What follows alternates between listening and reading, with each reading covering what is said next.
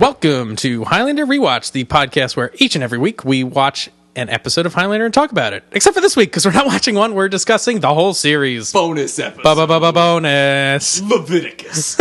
Season 1. Yeah, so we've wrapped up season 1 last week, and so we thought we would kind of take a look at the season as a whole, just talk about what we thought of it, what we liked, what we didn't like, where we want season 2 to go, favorite moments, worst moments. We'll see.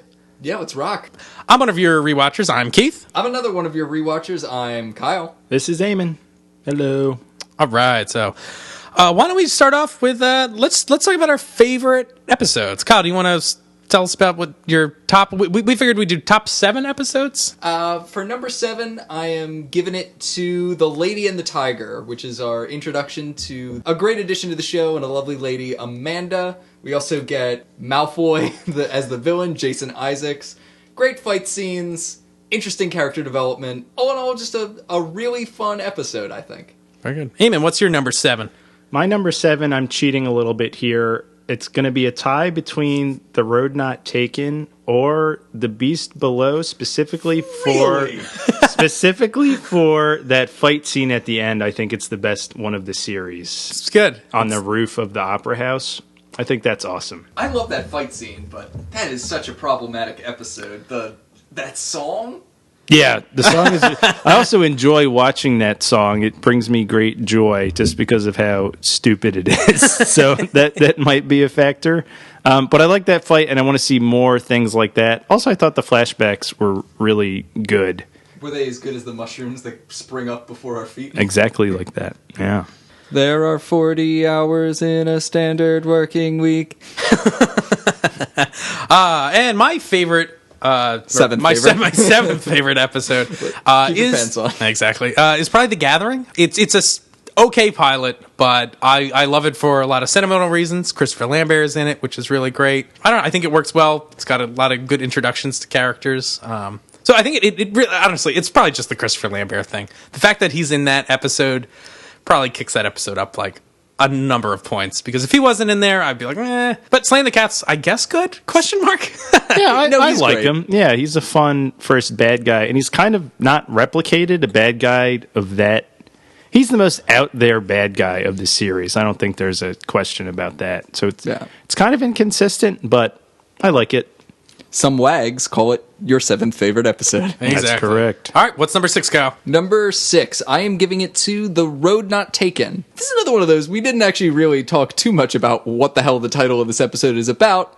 Yeah, very good. Yeah. How it's connected to Soon-Tek-O Kim Sum and his plan to kind of enslave men with a magical potion. It's one of the more out there episodes, really, in this series. And you think about the kind of mystic element of this thing, but it works, and it's got a really strong kind of philosophical core. I think Soon-Tek-O acts the shit out of this episode. Really compelling, good fight scene. It really delivers. It checks all the boxes that I want in a Highlander episode. Amen. Yes, my number 6 is Lady and the Tiger. Again, good new characters for us to meet. I think Amanda's great. Malfoy's great. Good sword fighting scenes. Just a fun episode. Really liked it. Thought it was a solid one. My number 6 is Avenging Angel. What? I know. It made it in the top 7. I know you guys really don't like that episode, but you're wrong on this one.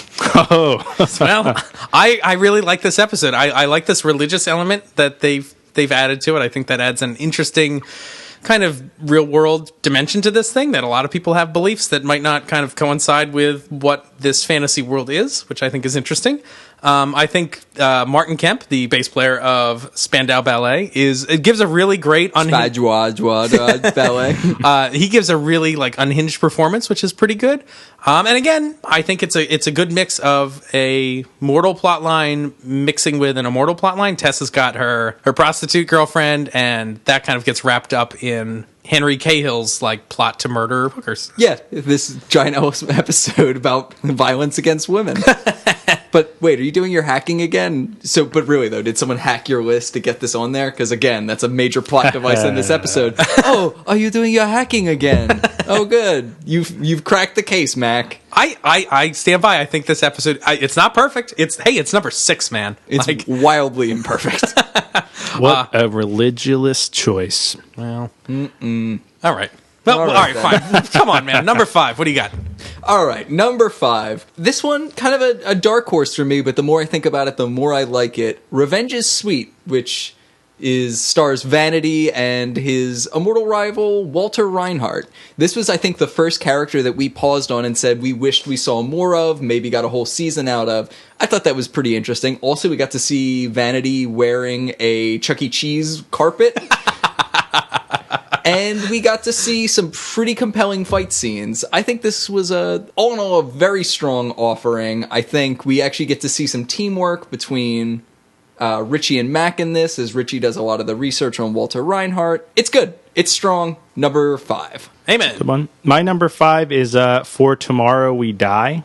I really like Roland Gift as Xavier St. Cloud, and there are some good fights. You're also a mustard gas enthusiast. So. Love mustard gas. I love yellow gas of any kind. I like Dijon mustard gas. Well, that does combine the creaminess of mayonnaise with the zestiness of mustard gas. Very true. Grey Poupon, pardon me. French's. Yeah, French's. We're just naming mustard. Honey. Yeah. Mustard Rewatched, starring Champagne.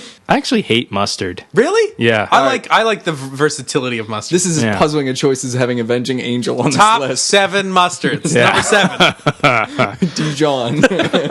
That's only number 7? No, what's number 1? Jump to number 1. Number 1 is, in fact, Dijon. Okay. It was just the first one that came to mind. Number 1 is yellow. Yellow? Yellow That's mustard. just cowardly mustard. What about those crazy other mustards, like jalapeno mustard? What? Like where they add stuff to Oh. it. Or raspberry mustard. Raspberry.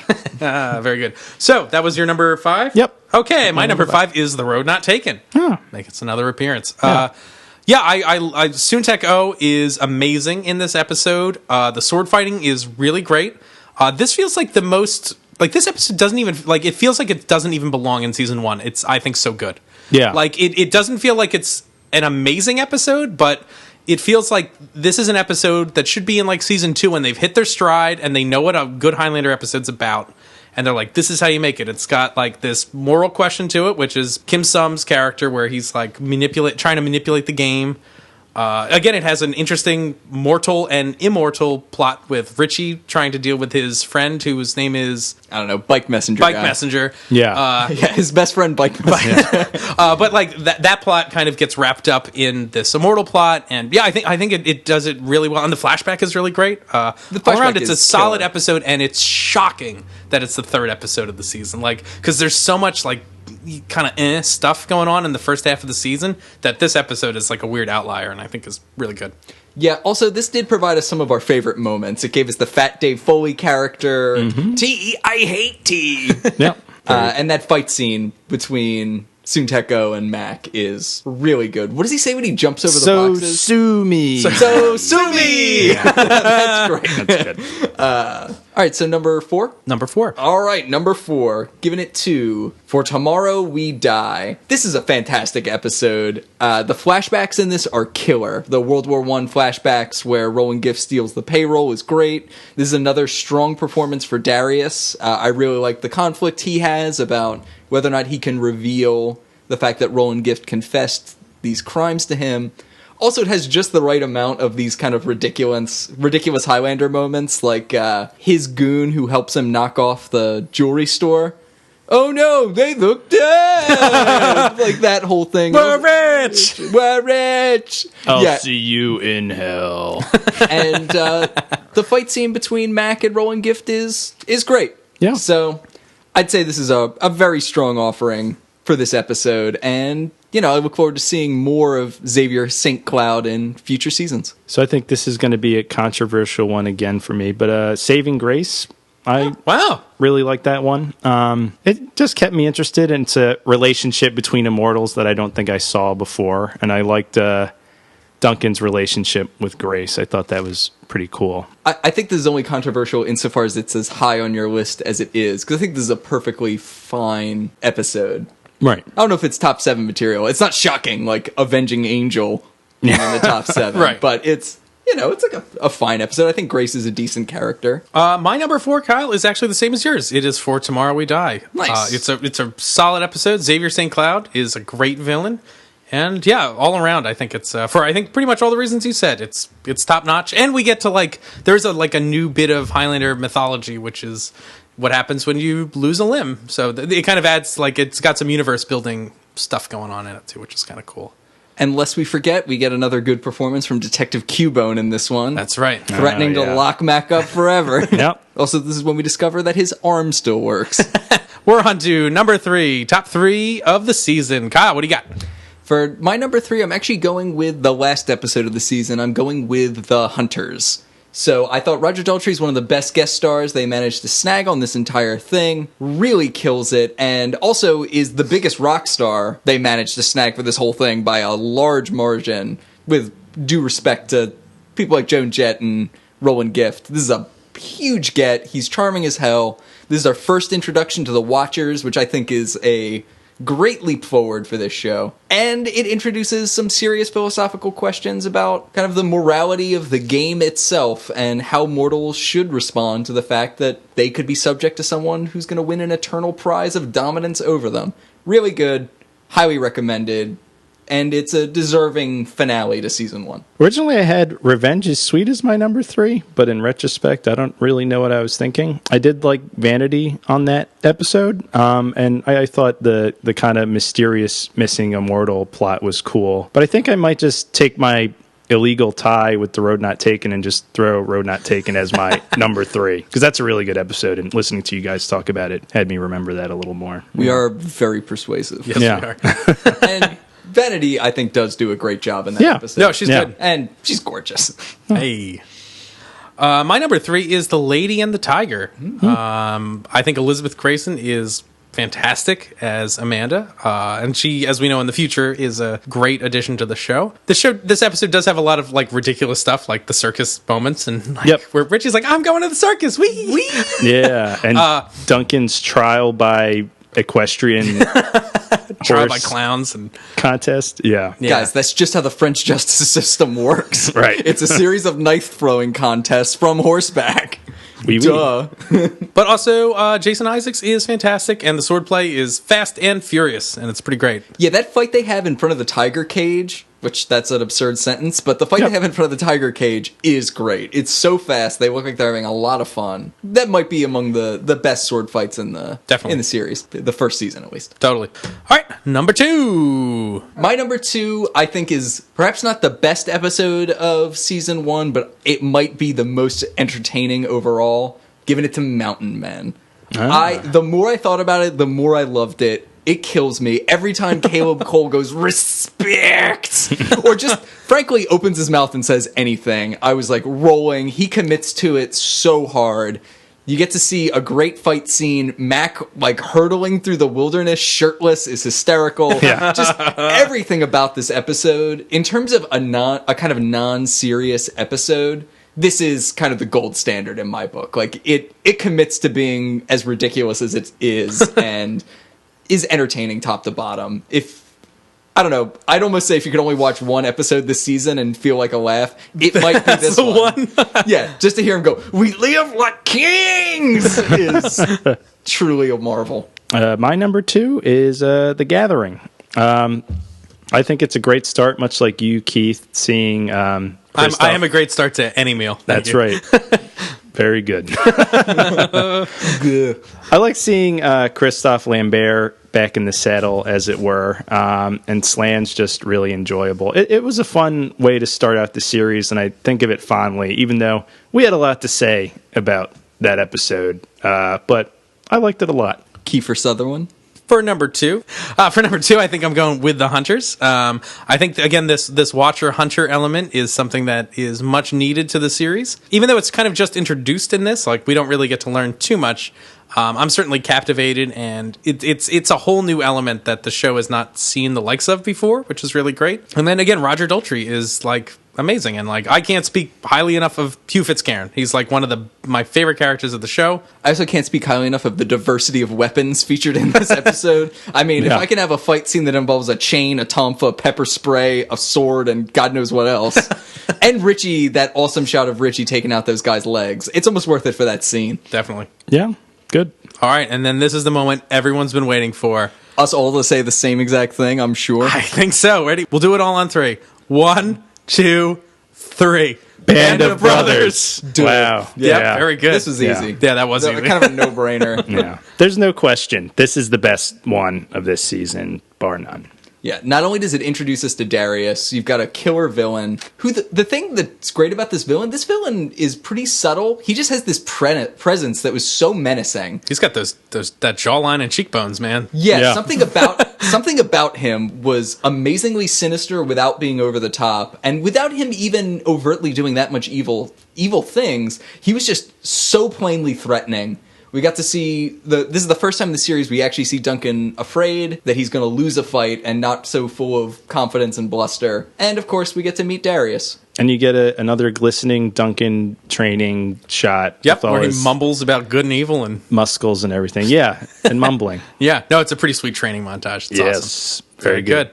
Yeah, well, I think I'm glad we all decided on the same one. That's clear that everyone should definitely watch that episode. Yeah. If you're going to watch one from season 1. Well, even though I just said you should probably watch Mountain Men. Yeah, well, listen. If you want an episode that's important and matters, watch Band of Brothers. If you're just in it for the lulz, then Mountain Men. Respect. Right. Well, now the dark side of the coin to the best 7. The worst 7 episodes. Eamon, why don't you start us off this time? So number 7 for you, Eamon. So my number 7 best worst episode is Eyewitness. I don't like this one.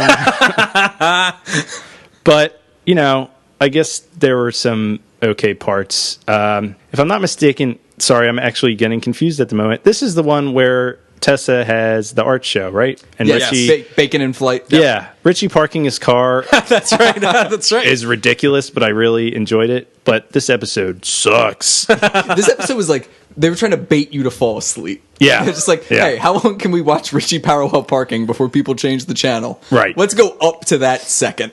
Yeah. I guess this episode does have an immortal at least. And again, you get to see an immortal in law enforcement. Sure. It's, I guess, a little bit interesting. There's just not much going on here. It leaves much to be desired. So my number 7 is The Beast Below. And so, sorry, Eamon, it was in your top 7. It's in my worst 7. It's a bad episode. I just love that fight so much. There's a lot of really good stuff about it, but I think overall, and that's why it's the 7th on my list. It's but it's got a lot of odd, like, I don't know, the opening musical number is really good. Yeah, it's really good. It makes you cry every time. I mean, ever since the beginning of time, we talk about love as if nothing ever changes. I wonder why. Yeah. Well, there's 24 hours in a day. 7 days a week? Yeah. 52 weeks a year. A whole year. Wow. And then there's 100 of those in a century. Is that true? 1,000 years in a millennium. God damn it. Yes. Yeah, this episode is crazy. The costumes in another episode, like, I don't know, this episode is like a hair away from being like the way Mountain Men is like so kind of ridiculous, it's awesome. Like, the characters are so over the top. This is just like just needs to be adjusted so like just a little bit, because like the costuming belongs in like a crazy Tim Burton movie. Like, the whole thing is nutso. I mean, she's dressed like the Shredder for half of the or Beetlejuice. So, yeah, I mean, I think if it had just gone in a slightly different direction, I would have appreciated how insane this episode was. But it kind of plays like the opposite of that, and it's just like, this is all like blech. Yeah. But the music in this episode is awesome. Fight scene on the Paris Opera roof is kick-ass. So, God, what is your number 7 worst episode? Well, like a series of Russian dolls, this one opens up on a family tree. It's not a diamond, unfortunately. This is the episode where Richie tracks down his fake dad, and it is just directionless. It just involves Mac yelling at people and then kung fu fighting randos. You know, it's so unmemorable that it's almost hard to hate it as much as I did, but it was not good. It was like, Richie is a brand new character, and we're supposed to be invested in his search to find his dad. The only good thing about it is that at one point in the background is a games workshop, and that says something. So that's Family Tree. Richie Ryan, you like licorice, right? Oh, Richie Ryan is Bad Day in Building A. But he did like licorice. But he has Mr. Stubbs. Mr. Stubbs and the uncle or whatever that sold hot dogs and took illegal betting. Yeah. Yep. As you do. Yep. Very good. Number 6, Eamon, what do you got? I got Nowhere to Run. Oh, snap. Which we recently talked about. Yeah. All of us? All of us have Nowhere to Run? Number 6. Wow. Very good. All right. Let's talk about it. Do we get a prize if... Yep. Yeah. Ding, ding. Yeah. Like the rape stuff while... That's a great way to start anything, you were saying. Well, I think that's like an important thing to discuss and could yield some interesting material. It was really unsettling, and I don't know if it was in a way that's good or bad. I'm still kind of debating that with myself, whether it was exploitative or not. You know what I mean? Yeah, at least the thing I was just terrified of the entire time that episode was going on was that they were going to do something that was like so regressive or, somehow be engaged in some kind of like victim blaming or something. Right. And at least I thought like their attitudes were kind of correct. Right. I'm still not sure if by the 11th flashback it did feel a little like exploitative. And I think one of the problems we've seen in the show before is that kind of sexual violence is being used as a shortcut to make you hate somebody. Right. So I think, especially in the context of this show, it feels a little off. Mm-hmm. Also, all the Home Alone stuff, just yeah, all that too. Lame. I mean, we can all agree this was the second best immolation in the show. Yeah. Any thoughts to send us home on? I think you guys have covered all of it. I mean, like it's an odd episode. There's a kernel like The Beast Below of something that's good in this episode. I mean, almost all Highlander episodes have there's an idea that has sprung forth this episode, and typically that idea is maybe pretty good.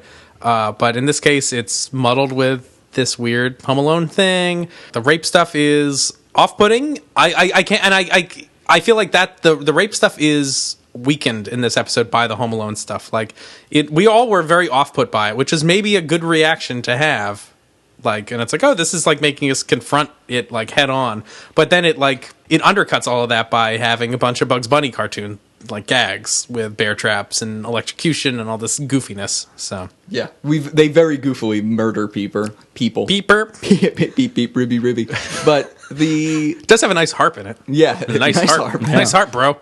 The one thing I will say is I think that they were very close to greatness on the fight between the Colonel and Mac. Just the notion that he might have to kill another immortal because of a legitimate conflict of interest was ground that was kind of new to the series and, I think does get developed a little more in the future, but it felt like a missed opportunity. Number 5. Eamon, what do you got? Number 5. For number 5, I have Deadly Medicine with Joey Pants. This one I did not like, and Duncan gets beat up by a doctor who has no fighting experience as far as we know.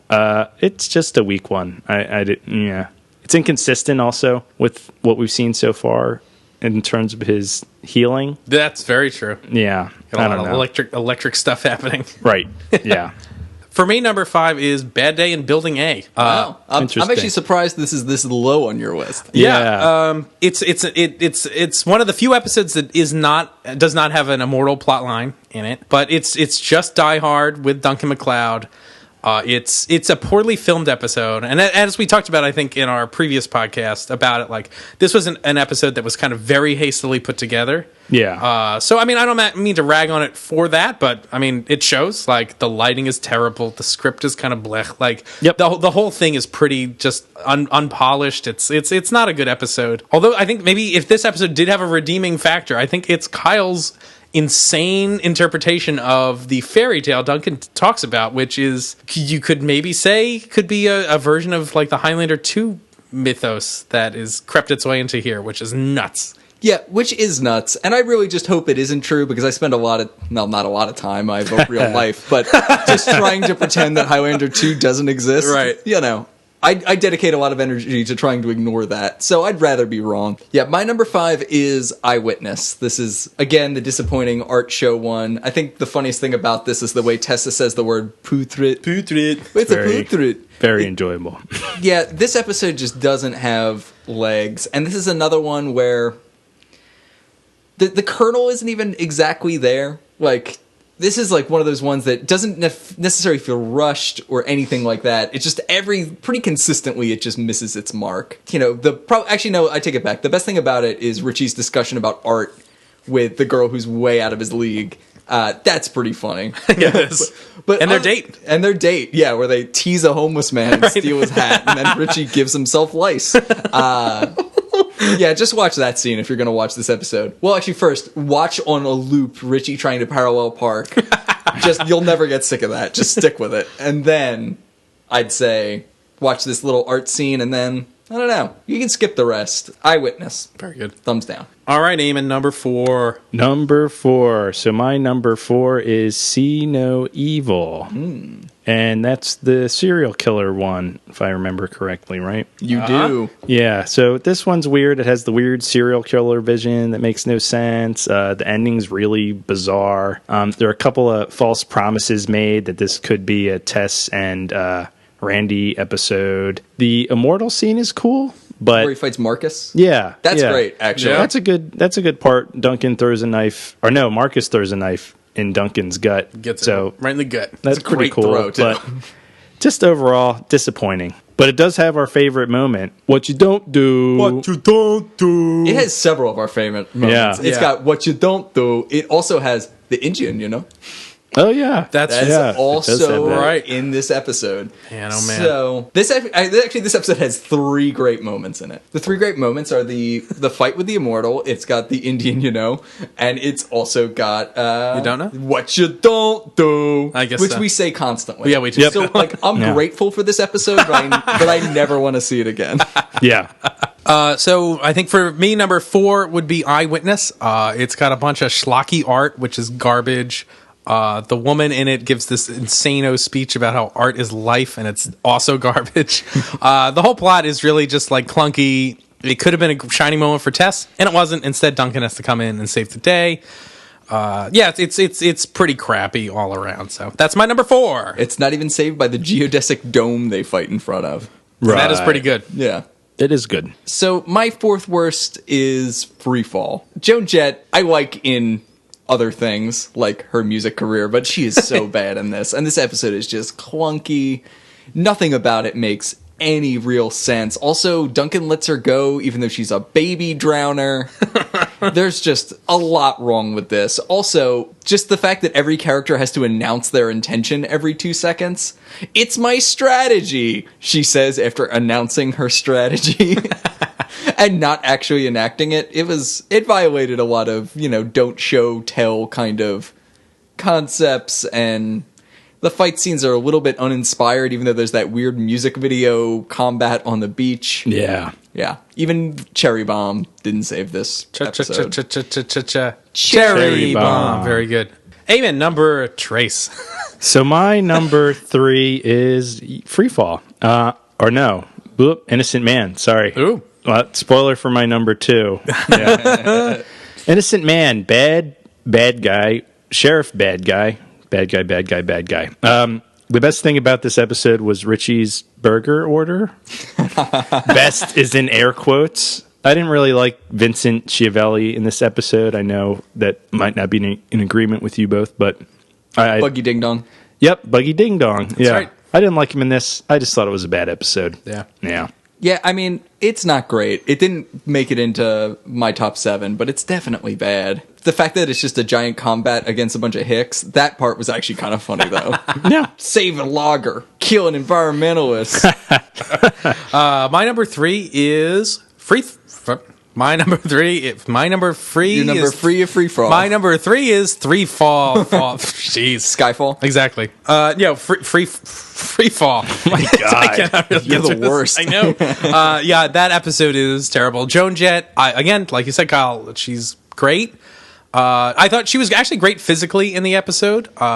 She's like really built and like kind of buff, and I thought she did a pretty good job with like the sword fighting stuff, but her acting ability leaves something to be desired. And we've talked a little bit, I know, like on Facebook and emails and stuff, people have talked about that this episode was actually the very first episode they filmed, which I think checks out with their production codes. And so, I mean, I guess, learning curve, I don't know if that excuses it, but it's really not good. The writing is terrible. It's really bad. The fact that she just gives herself up for no reason, basically. Yeah. Oh, by the way, I made that map that I'm telling you for no reason. Another weird thing I just realized is that Innocent Man is not on my numbered, top 7 bad episodes, and I was just like, oh, whoops. I think I forgot.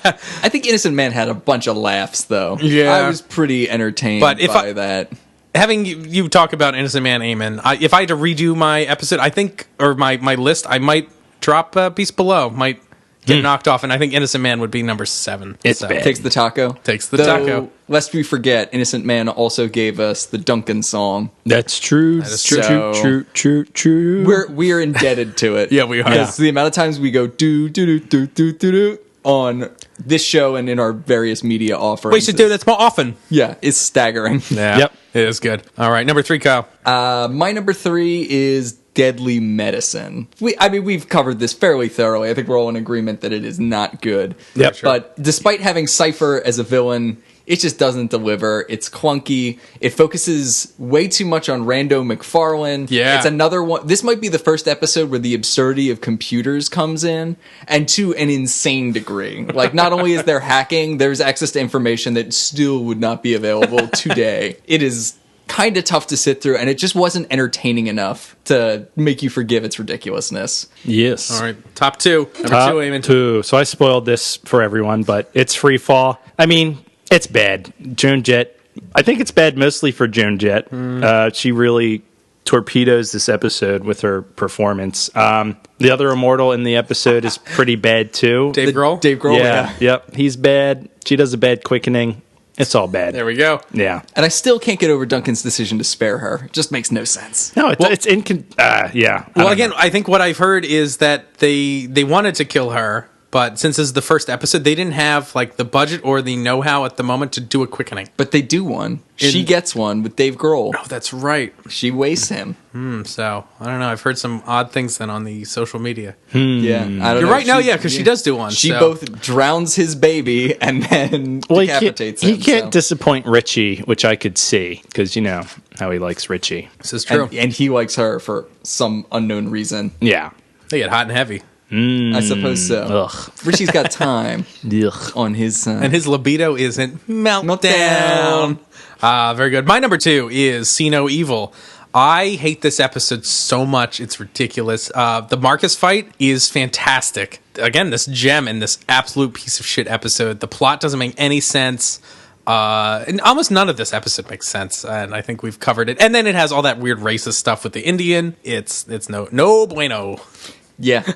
See No Evil is also my number 2. Ooh. This episode is straight up trash tier. It's tough to deal with. The Indian thing is problematic. I do agree that actually, I think the Marcus fight is kind of essential viewing for this season, but that's just a testament to how uninspired the rest of the episode is. Lest we also forget, this has the really problematic discussion of the modern day serial killer's first victim in the episode, kind of lamenting that no man will ever love her because she's been attacked by this guy, which is really troubling for a lot of reasons. Just her completely defining herself by, a man's gaze. Yeah. It's rough. Well, this is something that's good that we talked about in our last podcast, or 2 podcasts ago, about, the Your Woman comment showing up in, hopefully for the last time, in the Nowhere to Run episode. But actually, it's been kind of good. We actually haven't had too many discussions about the roles of women in Highlander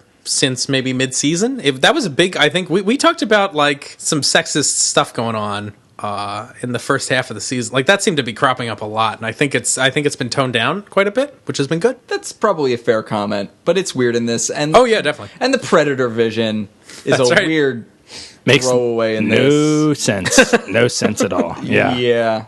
Good.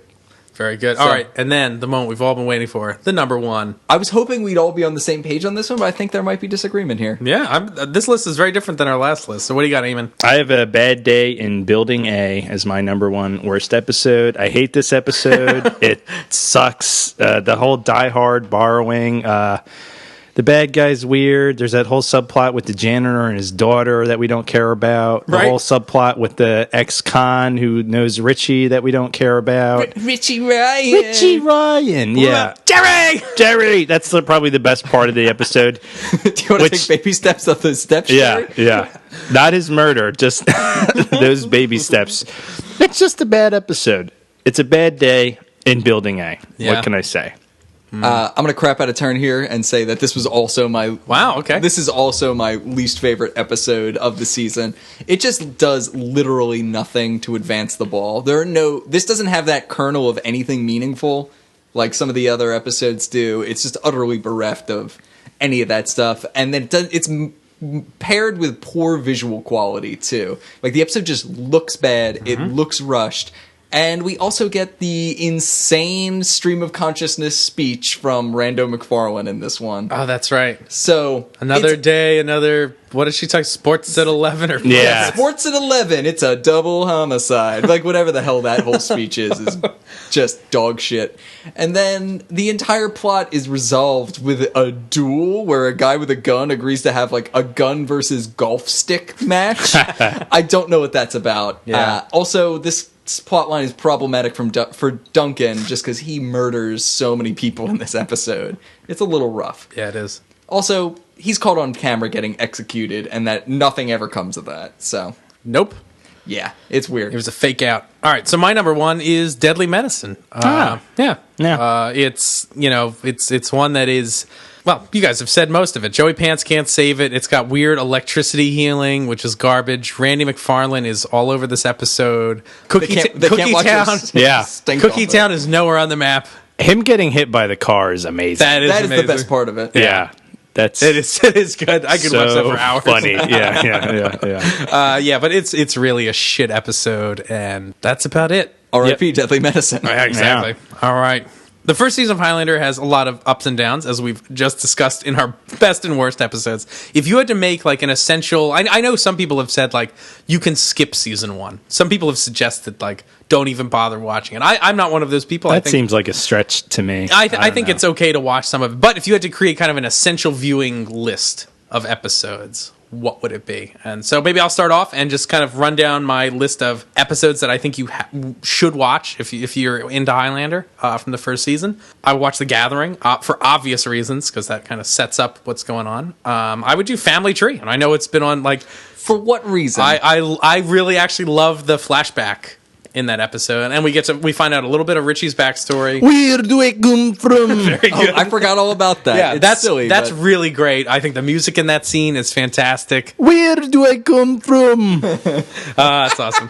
But yeah, I think that's a good episode to watch. Band of Brothers, because it introduces Darius. Like most of these are honestly for like more that they further the plot along a little bit. For Tomorrow We Die, because it introduces Xavier St. Cloud, which is of course important later, and what happens to him. Lady and the Tiger, because it introduces Amanda and the Hunters. So I mean, I'm kind of going by this is required because of continuity's sake. But if I'd throw in other stuff, it's like, well, then you should definitely watch Mountain Men because it's fun. So yeah, it's the fucking best. What do you got, Kyle? So basically, I would include all the ones that were on my list of top episodes, just for quality purposes, really.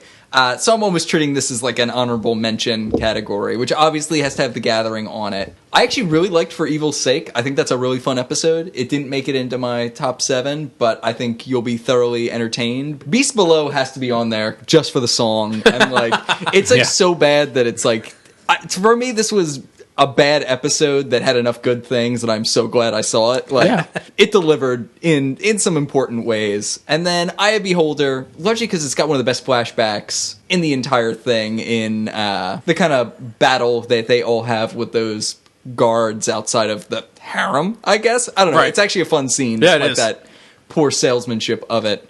I would add those to my list of 7. So my episode list, I'd say The Gathering, The Road Not Taken. I threw Mountain Men on there. I say Revenge is Sweet, but maybe For Tomorrow We Die. Yeah, I might throw out Revenge is Sweet and say For Tomorrow We Die. Band of Brothers, Lady and the Tiger, and the Hunters. Those are my picks. Very good. For essential viewing. All right. I guess that breaks it down to the barest essentials, essentially. Yeah. But you could probably get away with seeing like 4 episodes, maybe 5 this season if you. I don't think you'd miss a lot if you're trying to be a minimalist. Yeah, and then of course season 2 gets much better. So trimming out all the fat. Why don't we talk about our favorite villains this season? I'm excited about this. Kyle, what are your top 3 villains? All right, so my third favorite villain is the first villain, Slan the Cat. Nice. Some wags, they call him that. I think he starts this off with a bang. The Gathering is not one of my favorite episodes, but he's one of the strongest elements of it. Largely because of his crazy performance in it and the fact that he wears that mankind mask. It's great. I don't know. He's kind of he set a good bar for the villains in this thing, and he deserves respect for that. Slam the Cat. My number 2 villain is, again, another episode that wasn't one of my favorites, but great villain, Alexei Voshin from the Sea Witch. That guy just chews up the scenery the entire time. It seemed like he was just trying to introduce more things for his character to have, and just was rolling with it and was making it work. Also, I think we can all agree that his Stalin has a talent for brutality, and I love that in a man. I think that was one of our favorite lines from everyone. Oh, definitely. Also, the buoy throw was a gem. And he jumps down like a cat. He's like, "Rah!" That's a great... That whole exchange is awesome. Alexei Voshin. Definitely. And why don't you save your number 1, because I have a feeling we all might land on the same one. Eamon, what do you got for your top 3 villains? My 2 are the same as Kyle's. I agree. You agree? Yeah. All right, moving right along. Cutting edge stuff. my top 3 are Horton from The Hunters. And again, Eamon, you brought up some really good points about quality in that episode. And I think I might be bringing a lot of baggage from 5 other seasons to that character. But I do like the elements he brings. And I think he does a pretty good job in this episode. I don't think he's a terrible actor or anything. Slan the Cat is my numero dos. He crushes it. He's completely insane. I think he channels a lot of Clancy Brown from the movie, which is what they were, I think, going for. And then our number 1, what do we got? Caleb Cole. Oh, Grayson. Oh, wow. No, didn't even make my list. I liked him. Wow. Okay. Well, I have in parentheses Grayson and Xavier close runner-ups. Yeah, I mean, I agree with that assessment. But no, Caleb Cole was the most hilarious thing in season 1. Yep. It's beautiful. Also, you get to see him fight with the axe. It's a great fight. They injure each other. It's very threatening. It's one of the closest we ever see to Mac losing a fight. And you get to hear him just say the most amazing things from top to bottom. It's so good. I had your woman. The doctors killed her. Yeah, it's just solid gold. I've said my piece. You've said your piece. All right. And I like Grayson because he's got this thing he's quietly threatening, which is good. He does not do much on the camera, and it's all bubbling beneath the surface, but it's he's a real creeper. And he also says Duncan keeps you abreast of many things. Yeah. And then he looks at Tessa's breasts, so that's good. Blech. All right. But how often does he say McLeod? This is Duncan true. McLeod. Worst villains. What do we got? I'll start this off. Number 3, Joey Pants as Dr. Wilder. He is completely non-threatening. He's a little wiener, although he does manage to take Duncan out with a bag of like salinated water or something. It's ridiculous. Hits him with an IV to win. My number 2 terrible villain is Clinch, played by Peter DeLuise in episode 2. Wow! Which is one of your essential viewing episodes. Yeah, it is. But he's terrible. He's like a frat boy that he's pretty bad. Yeah, he's terrible with a bunch of karate. Yeah. And then my number 1 terrible villain is Sheriff Bad Guy. Yes. Sheriff Crowley from Innocent Man. Yeah. He essentially does nothing in the episode. He isn't as over the top as probably he should be. Nope. He's an over anything. It's a big snooze fest with this character. So what do you got? So I'm giving number 3 to Richie's fake dad. I guess he's a bad guy in the context of that episode. He's just so boring. That's so silly. And his diamond speech in the Russian doll situation is comical. Again, going with Joey Pants is my number 2. It's just silly. And they give him so much. The problem is it gives him so much screen time in that episode. Mac's unconscious half the time, and then the other thing you're spending times with is Rando McFarlane and Joe Pants. Maybe it's the writing, but it just does not carry it. It's rough. And again, number 1 is Sheriff Bad Guy, because he's the least memorable villain in the entire thing. I can almost forgive Joan Jett for not being an actress It's like, I can't just forgive how boring and unmemorable it is. It says something that none of us has said this character's name. Yep. Like, none of us even know it. No. Couldn't even begin to tell you. Fuck Sheriff Bad Guy. My top 3 worst villains, Felicia, Joan Jett. Felice Martin. Yep, she sucked. Cherry Bomb. My number 2 is Carolyn, played by D.G. Bridgewater in The Beast Below. She sucked. She wasn't, like, I don't know, not threatening, bad costumes. I was in it for the costumes. I was in it for the costumes. No, I was like entertained, and I guess I was like on board enough with her performance. I didn't think she did a bad job acting, really. No, I didn't like her as the bad guy, I guess. And my number 1 worst bad guy is Sheriff Bad Guy. Wow, we all agreed on this one. Just unremarkable. He's just a turd. Nothing. Just bad. Nothing there. Yeah, no good. In the future, I will remember to leave your friends in peace. That's and also he's like a weird, like, he was weird into Confederate stuff and like slavery, and like he's like, my bit is his people owned your people, like his family owned your family. It's like, oh boy, like you're fuck is all shit, this, man. Yeah. And also it's just like this is what created the where the fuck is Seacouver discussion. Right. Because, like, it seems like they're in Georgia, right, in this episode. But obviously they're not. It's very odd.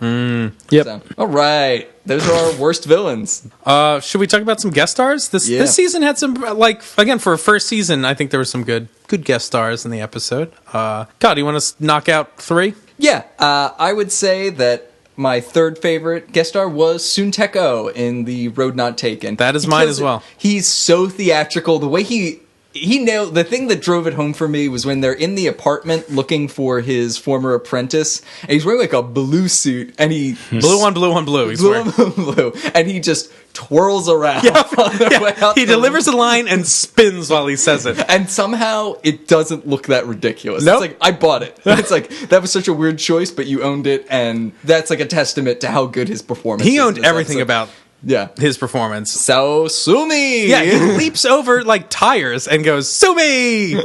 And, very funny. And, again, we've talked a lot about what a good episode that is. He kills it. Number 2, this might be more of a prospective pick, but I'm going for Roland Gift in Tomorrow We Die. He delivers, like, a really solid performance with, like, a really strong promise of things to come, and I think that promise might be why he's so high on my list. But that being said, I think he really crushes it, continues the rock star thing. And, you know, we've talked about what fans of gassing we are, so. And then my number 1, Roger Daltrey. If for no other reason than because he's mega famous and is a surprisingly killer actor. He really delivers in this episode. I was afraid for him when Horton was about to waste him. And he just oozes charm. Even when he's ogling Tess, he manages to make it not seem that creepy. Eamon. Yeah. What are your top 3? My top 3 guest stars. Number 3 is Christopher Lambert as Connor McLeod. I was really happy to see him back. I wish they could have gotten him back for more, but I guess TV's not his thing, so, you know. But he was good. He's a different vintage. Yeah, different vintage. My number 2 is Soon Tech-O. I thought he was great, very flamboyant, you know, he was into it. My number 1 is Amanda Elizabeth Grayson. I thought she was really good. I'm glad they bring her back. And, yeah, just enjoyed her performance a lot and her character. My top 3, Soon Tech-O, of course, as you said, Kyle. My number 2 is Roger Daltrey, because he crushes it. And my number 1, which I'm surprised you didn't mention, Kyle, is Bark Singer as Caleb Cole. Oh my God, that was a missed opportunity. Sorry, Roland Gift, you're off the list. Caleb Cole is amazing. Yeah, he's really good. Yeah, he didn't make my list of other cuts, but other things. But I don't know how I missed it. He crushes it. On my list like 3 times. Yeah. All right, so we did this somewhere around mid-season of this show, but we're going to do a roundup of Duncan's quickenings. It's like a quick pulse check on his power level. It is not yet over 9,000.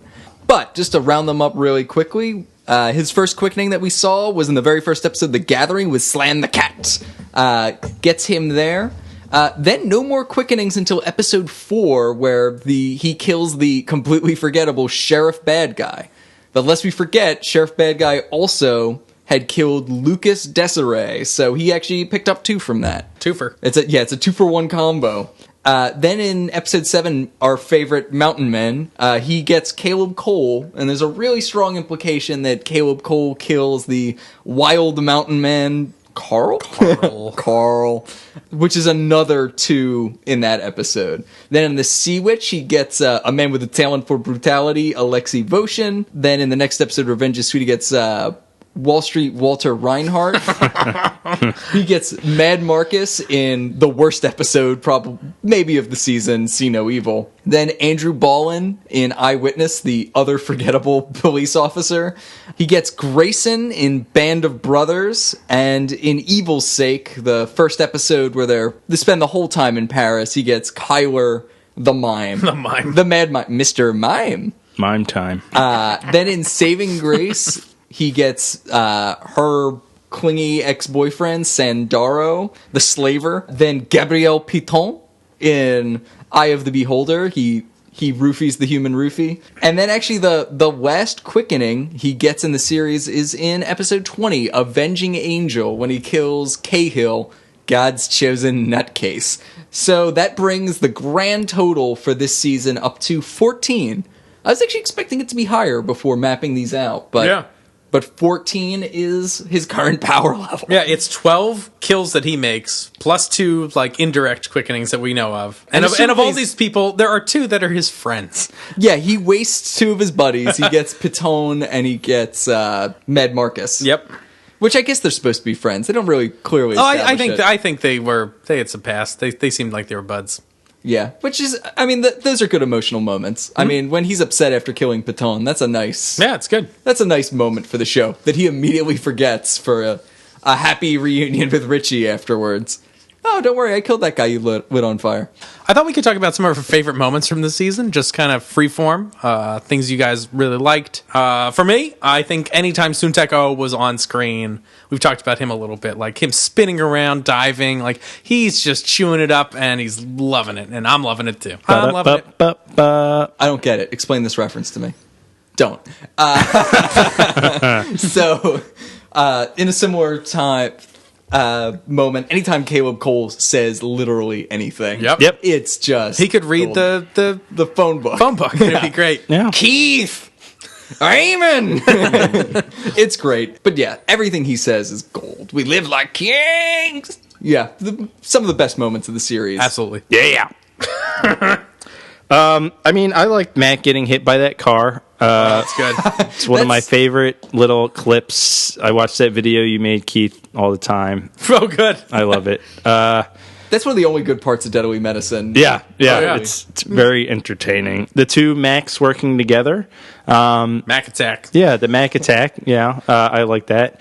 Do you think people would call Connor Mac too? Does he have friends that call him Mac? Is he just Connie Mac? Connie Mac. Connie Mac. Does he have a nickname? Or I guess people call him Nash. C-Mac. Yeah, Nash. Yeah. What you don't do. That's one of my favorites. That's a good one. That's very good. And similarly, the Indian, you know? Yeah. All right, so yeah, we're definitely transitioning to like ridiculous moments. So, I thought that was what we were doing. Oh, no, this is... I guess they do converge, and the ridiculous moments are often our favorites. So yeah, let's talk more about the absolute ridiculousness of season 1, because there's a lot of it. Holy shit, there's a lot of it. So you brought up the Indian, don't you know? That's nuts on so many levels. Like that no one on the set told him that the Indian motorcycle has nothing to do with, like, that in Asia, there's a country, India, where people speak in that accent. Kind of, not really. Yeah, kind of, not really. But it's like different racist stereotype, Duncan, and yeah, it's baffling, and they just left it in, and it's really strange. I mean, there's a lot of ridiculous moments. That's the thinking man's ridiculous moment. That's the you're right. That's the long burn. Like that's the one. The more you think about it, the more kind of unforgivable it is that it exists. But that one also gives us the what you don't do. Oh, it's so good. Yep. Don't do. I'm also a big fan of Patron Saint of Tough Guys that Richie. Oh, yeah. I will really celebrate good. that now till the day I die. October 17th. I think I remember that. I'm remembering that date more than people in my family's birthday. I now have. Oh my god! I now have that date burned into my head. Well, I don't know if we actually talked about this at the time, but there is actually a Saint Arnold. That's He's right. Like the patron saint of like brewers and hop gatherers, which honestly does sound like a great thing to have a party around. Oh yeah. But so when do we actually want to celebrate St. Arnold's Day? The day of the airing of that show, or on actual St. Arnold's Day? I think the airing of that show. That's what we did this year. We all had a big hoot and holler. Yeah, Yeah, that's right. lest we forget Duncan's song in Innocent Man. Yep. Yep. We should do this more often. That was another moment that is directionless and stupid. Yep. Other highlights in that episode are definitely his fight with the hillbillies is a treasure. When the guy tries to punch him in the diner, he's like, "I'm sorry, the mill closed," or whatever and whatnot, you hick. I'm a big fan. I'm struggling to remember what episode this is. It's the little comedic cap of an episode.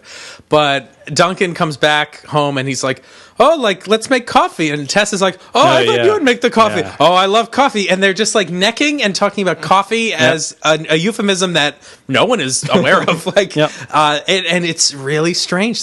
You didn't get that speech from the parents, when a man loves a woman, they make coffee together. No, coffee's an adult beverage. Yeah, clearly. The musical number from Beast Below. That's pretty darn ridiculous. I mean, it's seizure-inducing. That's what that is. We can all agree our performance of it is gold, but they do a pretty good job too. Yeah. Richie parking his car, which I mentioned before. That's a great moment. That's just an endurance test. Like, how long can we make the audience? And the dumb music. It's like clown. It's like, that's circus music. Oh man. It's so bad. Oh, I actually have on my list ridiculous moments. My last three are Richie parking that car, Richie getting dates. Anytime it happens. Yep. And Richie. And Richie. Yeah. Maybe another thinking man's burn is the vicissitudes of the antique. Yes. That is. What the hell is that? Okay, so let's talk about this right now, because you bring up the vicissitudes of the antique. Yeah, which is, it's almost inaudible in the episode. I had to look the word up because I'm an idiot. We can agree on this. Thank you. Let's talk about the cops for a minute. Like, how would we, like, let's rank the cops real quick. Like, let's start at the bottom. I don't know. Bennett is pretty shitty. Bennett sucks. What's the other guy's name? Who's the first one? Fellini? No. The first one's Pal. Pal? You never forget your first. He's the best cop in the show. Yeah. I don't know. I don't know if I agree with that. He is. Who's your number one? Detective Cubone. It's definitely LeBrun. And I would actually even put Stosh. Starsh. Oh, Stosh. I forgot about him. Stosh I would actually put him above, I think, Pal. As much as I liked Pal, Stosh Kaminsky seemed a man at the end of his rope. He was at any moment he might kill himself. Exactly. What is this, Beirut?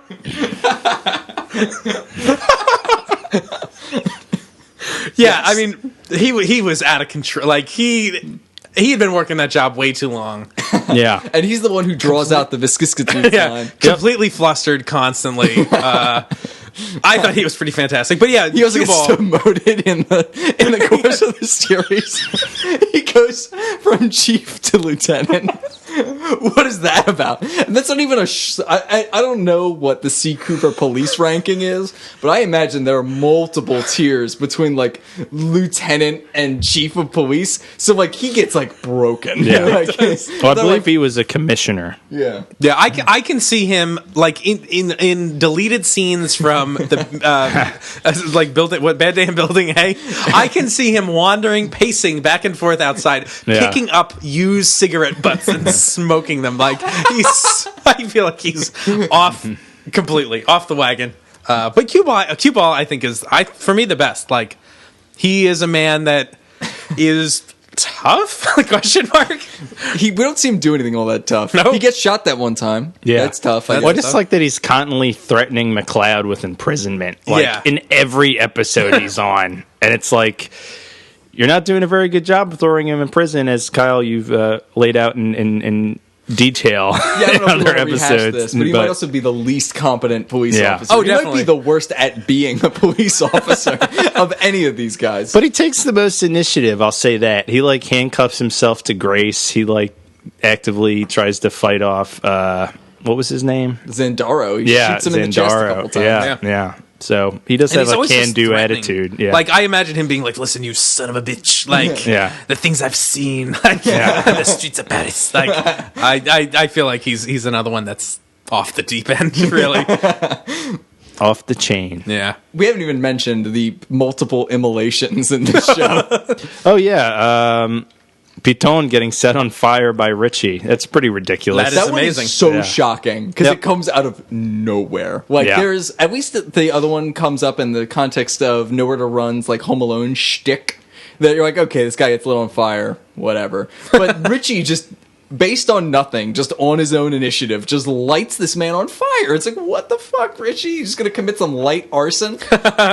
I also love the moment where Tess decides to do a Vanity impression and is possessed by a demon, and she's like, don't forget the sword. The sword. Yeah, that is good. Yeah, she has like a lot of hair in her throat or something. Yeah, she's about to shoot up a hairball. This is a short one, but when Duncan in Mountain Men leaps out of the brush and you think he kills Caleb Cole's son and he's completely horizontal to the ground, that's awesome. Duncan went, whoa! Duncan being feral in that episode is amazing because he tears his shirt off, he runs through a stream forever in slow motion, like he's on the cover of a romance novel. It's pretty good. Put your dick away. Okay. I like when Richie gets his card into the hat. Yes. Which episode is that in? Where there's just this interstitial. I think scene it's of him Saving Grace. Yeah, Saving Grace. And he's tossing cards, and he's like, "Yeah, got it." Like, I like to think that Stankhurst just actually, that was a genuine response. Yeah. Like, he didn't know he was being filmed and was just doing it. And was like, oh, someone see that? Does someone see that? Darius. Darius is that's a good one. We have to watch The Priest. Darius. The fact that they got out of the car to have that conversation. Ugh. Yeah, Saving Grace has some clunky moments. Yeah. It was really weird. And that was in your top 7. It was. I'm going to stand by it, but oh boy. Are you sure? These software upgrades are good. Oh. Yeah. Anytime a computer's involved. Hacking on the computer. Hacking everything. Like they zoom into this picture and it's like they try to explain it. They're like, it's guessing what the picture probably is. Yeah. It's like, what? Like, It's doing what now? Nope, that's not how it works ever. Yeah. Also, we didn't even talk about Randy McFarlane pulling the medical records. We haven't talked about her at all, really. Yeah, Randy McFarlane. Ugh. R.I.P. It's interesting that none of us mentioned her on our most hated guests because we all hated her. I kind of, at one point she wound up in the credits, so I kind of viewed her as a main regular character. Yeah.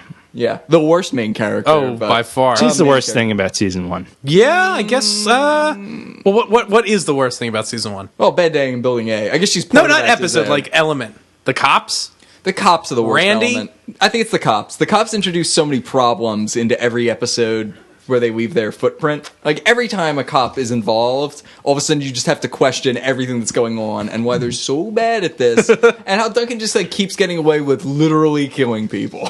Yeah, it's a problem. A big one. Any other ridiculous moments that we've left out? I think that does it. There's so many. There's a lot. So many, like, little ones. Like, Are there episodes that disappointed you in this season? I thought this might be an interesting discussion because I realized this as I was making my list of like top and worst episodes, that there's a couple episodes that I didn't know where to put them, and I didn't know if they should be in best, worst, or neither. And most of them ended up kind of in the 7 episode Nowheresville land, and it's because they have like I think staggering problems to them, but are like there's a core that's really good.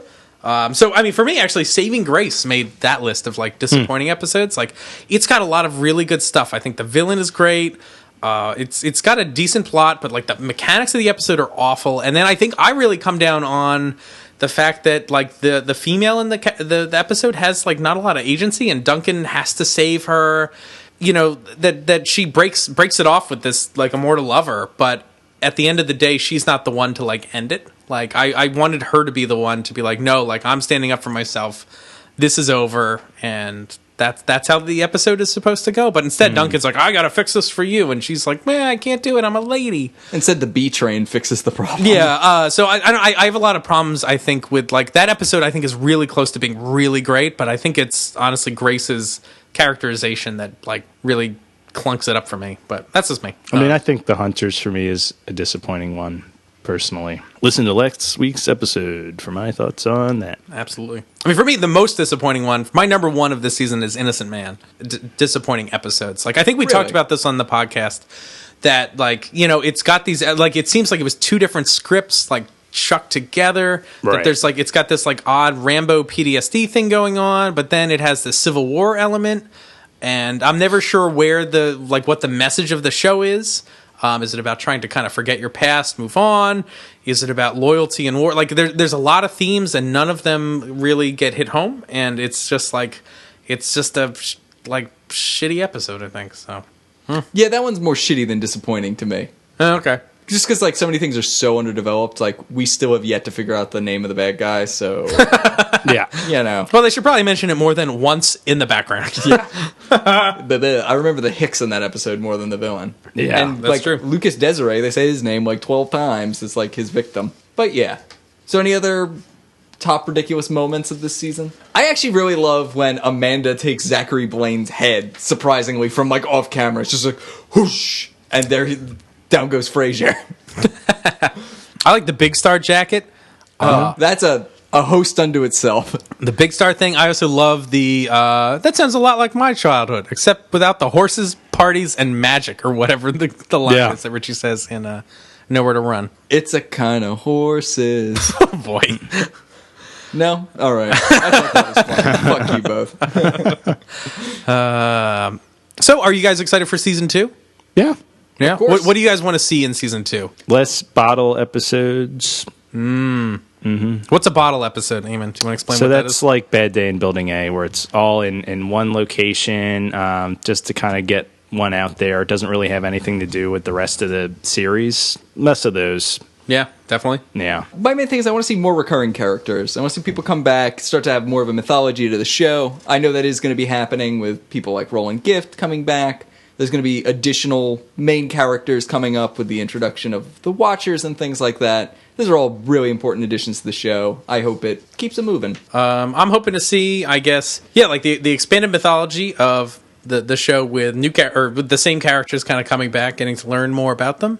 I'm really interested in them tackling kind of more moral issues. I know like forgiveness is a big thing that's dealt with. They don't really deal with it much in season 1, but I think the idea of like when you live this long and kind of live different lives, you may have done bad things in the past, but at what point does kind of the clock run out on your punishment for like when do you have to pay for your past deeds?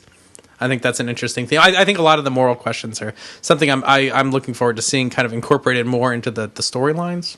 Yeah. I think that's where the show really, really shines. And also in season 2, I cannot wait for Joe, who's going to be our first, I guess, new regular character. He's a favorite. So that about wraps it up for this episode and this season of Highlander Rewatched. Thanks to everybody for listening and for watching. So make sure to join us next week. We actually have a very special guest that we've really worked hard on that episode. We're excited about it. And then after that, we're going to be tackling the movie. So make sure you tell all your friends to listen up and join us for our exploration of Highlander, the motion picture. We're going to do a couple episodes on that, which will be really cool. Make sure to write us at highlanderrewatch@gmail.com. Follow us on Facebook. You all know where that is. And we're on Twitter at The Rewatchers and on Instagram at Highlander Rewatched. So yeah, thanks again for listening. Oh, and make sure to rate us on iTunes. Give us a big old juicy 5-star review. Alrighty, thanks again for listening. I've been one of your rewatchers, Keith. I'm Kyle. Eamon. Thanks for listening. Bye. See ya.